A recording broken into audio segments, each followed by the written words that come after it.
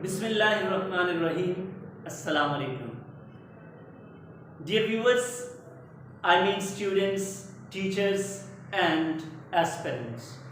आप किसी भी इम्तिहान की तैयारी वाले हैं, आप टीचर हैं, आप स्टूडेंट हैं। मुझे इल्म है क्योंकि बहुत अच्छे लोग, अच्छे टीचर्स कॉलेज लेवल के, यूनिवर्सिटी लेवल पे कांटेक्ट करते हैं कि सर हमने आपकी ये वीडियो देखी और हमें अच्छी लगी।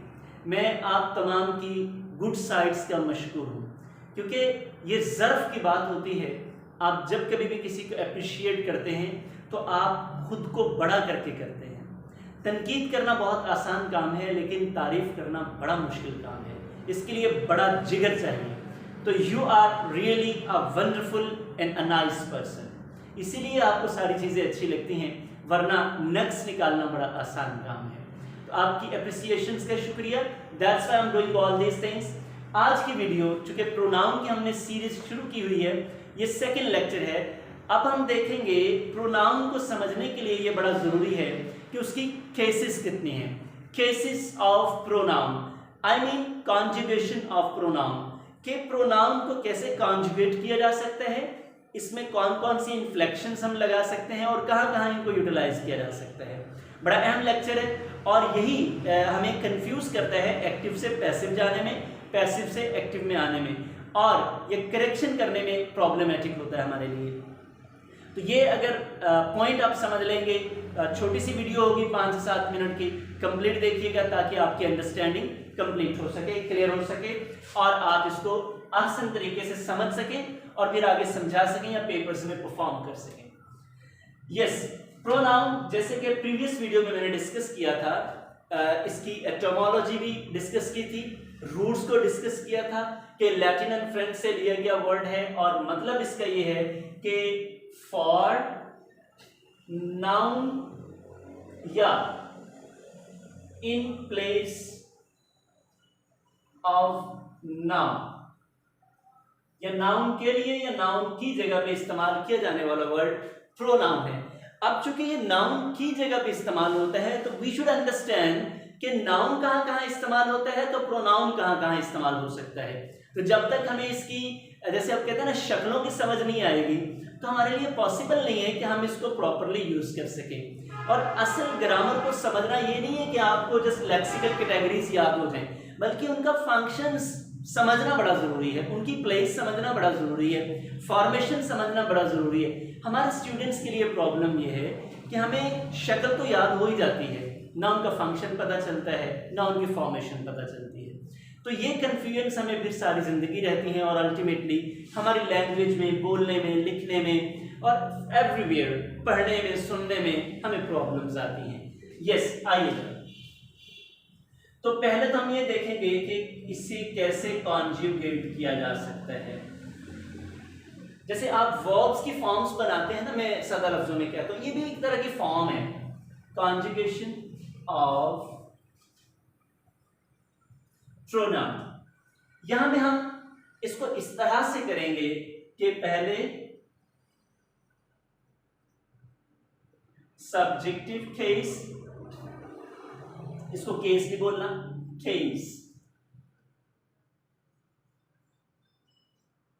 possessive case and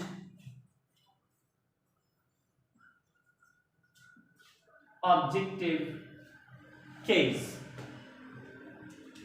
Just focus on subjective case. हम तमाम प्रोनाउंस को यहाँ पे पुट डाउन करेंगे ताकि हमें पता चले कि बेसिकली वो क्या है। मैं कैटेगरीज भी साथ साथ बनाता जाऊंगा। जैसे हमने प्रीवियस वीडियो में डिस्कस किया था, आई एंड वी, ये फर्स्ट पर्सन के लिए है, आई सिंगुलर के लिए है, वी प्लूरल के लिए है। साथ ही हमने जेंडर की बात की थी, तो ये दोनों न्यूट्रल जेंडर के लिए इस्तेमाल होते हैं, यानी कि मेल के लिए भी हैं, फीमेल के लिए भी हैं, यानी कि मैस्कुलिन और फेमिनिन दोनों तरह से ये कैटेगरी भी हमारी पूरी होगी। हमें पता चल गया कि ये फर्स्ट, ये है उनकी सब्जेक्टिव केस। आप देखते हैं इनकी possessive case, you know, I, my, और ये एडिशनल केस जो हमें ज्यादा डिस्टर्ब करती है, इसके ऊपर अलहदा से एक वीडियो में बनाने जा रहा हूं। पोजेसिव केस और जेनेटिव केस में डिफरेंस क्या होता है, ये वर्ड्स जरा याद रखिएगा, फिर उसमें क्लियर करेंगे। ऑब्जेक्टिव केस, यू नो मी। अब हमारे लिए क्लियर हो गया, जब कभी हमने इस फर्स्ट पर्सन सिंगुलर की सब्जेक्टिव केस इस्तेमाल करनी है तो हम कौन सी करेंगे, आई। आपको पैसिव वॉइस में जब ये देखना है कि जब आप इसको ऑब्जेक्टिव केस इस्तेमाल करेंगे तो कौन सी करनी है, मी। जब आपने इसकी पोजेसिव केस इस्तेमाल करनी है तो कौन सी करनी है, माय। आइडेंटिफिकेशन क्लियर होगी। यानी कि जब आप उसे एज अ सब्जेक्ट यूज करना चाह रहे हैं तो फिर आई इस्तेमाल करेंगे, ऑब्जेक्ट इस्तेमाल करना चाहिए। जो गलत और आम है उसकी बात कर रहा हूं। हम जब कभी भी प्रोनाउन कहेंगे तो हम प्रोनाउन इन सब्जेक्टिव केस कहेंगे, सब्जेक्ट नहीं कहेंगे, सब्जेक्टिव केस कहेंगे। ये प्रॉपर टर्मिनोलॉजी है। वैसे तो आम कहते हैं जी सब्जेक्ट है और ये ऑब्जेक्ट है। पैसिव वॉइस बनाते हुए भी हम यही मिस्टेक करते हैं, बच्चा कंफ्यूज होता है कि सब तो कह रहे हैं कि सब्जेक्ट सब्जेक्ट ही होता है और ऑब्जेक्ट ऑब्जेक्ट ही होता है। हाउ इज इट पॉसिबल कि सब्जेक्ट ऑब्जेक्ट बन जाए और ऑब्जेक्ट सब्जेक्ट बने, ये कंफ्यूजन है। खैर इस टॉपिक को हम बाद में डिस्कस करेंगे। एनीवे, ये आपने जहन में रखना है कि जब ऑब्जेक्टिव केस की बात करें, ऑब्जेक्ट की जगह पे इस्तेमाल किया जाएगा तो ऑब्जेक्टिव केस, सब्जेक्ट की जगह पे इस्तेमाल किया जाएगा तो सब्जेक्टिव केस। इस तरह हुई possessive case, hour, additional, hours, एक से ज्यादा। अब ये सारी बातें कंफ्यूजन आती है कि ये दो क्यों है, इसको कहां पे करेंगे, इसके लिए अलग से वीडियो करेंगे। अस, लो जी, ये फर्स्ट पर्सन हमारा पूरा हुआ, ये बॉक्स में। अब हम आ जाते हैं सेकंड पर्सन की तरफ।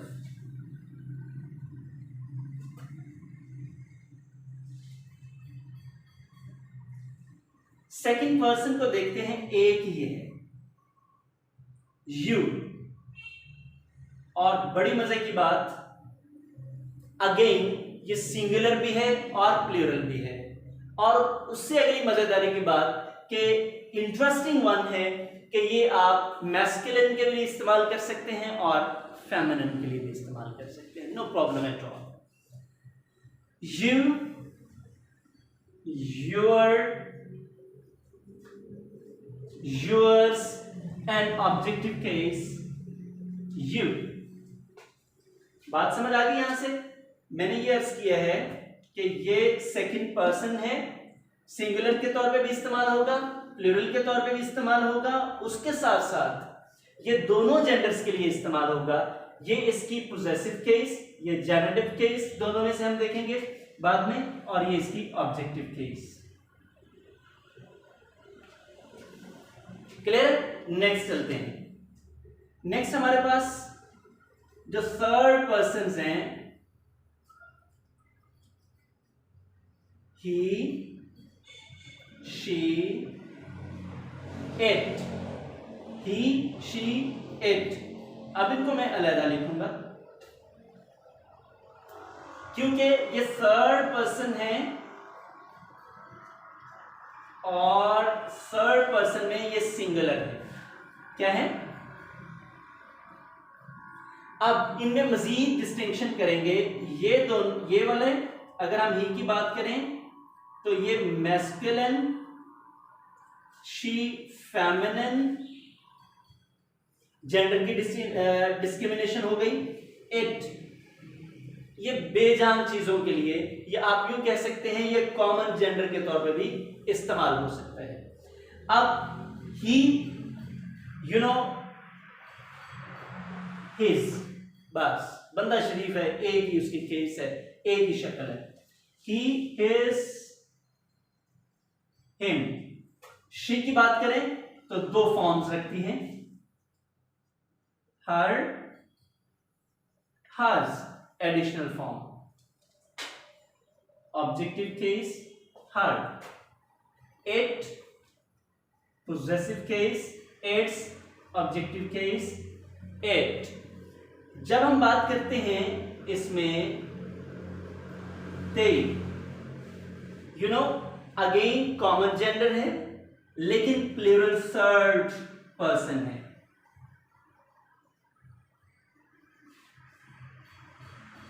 ज्यादा के लिए है ना, लेकिन इससे कोई पता नहीं चलता कि ये बंदा है, बीबी है, क्या है। तो ये कॉमन जेंडर के लिए है, यानी कि सबके लिए इस्तेमाल होता है, प्लूरल है और थर्ड पर्सन है।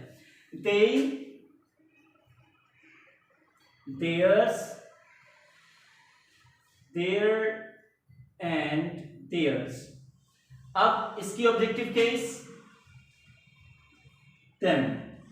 यहां तक हमने ये बात की थी कि ये वाले थर्ड पर्सन के सिंगुलर हैं। ये ब्रैकेट्स में इसलिए बंद कर रहा हूं ताकि आपके लिए अंडरस्टैंडिंग आसान हो। बार बार बता रहा हूं ताकि ये कंफ्यूजन दोबारा हमें ना हो जब हम आगे काम करेंगे। एक और हम इस्तेमाल करते हैं वन। अब ये सबके लिए ही है, जहां कहीं आपको एक प्रॉपर सब्जेक्ट नहीं मिलता तो वन सबके लिए इस्तेमाल करते हैं। कॉमन प्रोनाउन में इसे कहता हूं।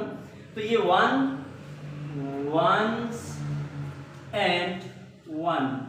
और ये बड़ा प्रॉब्लम करता है, करेक्शन का अहम तरीन पार्ट होता है कि ही, शी और वन इनके इस्तेमाल में प्रॉब्लम आता है।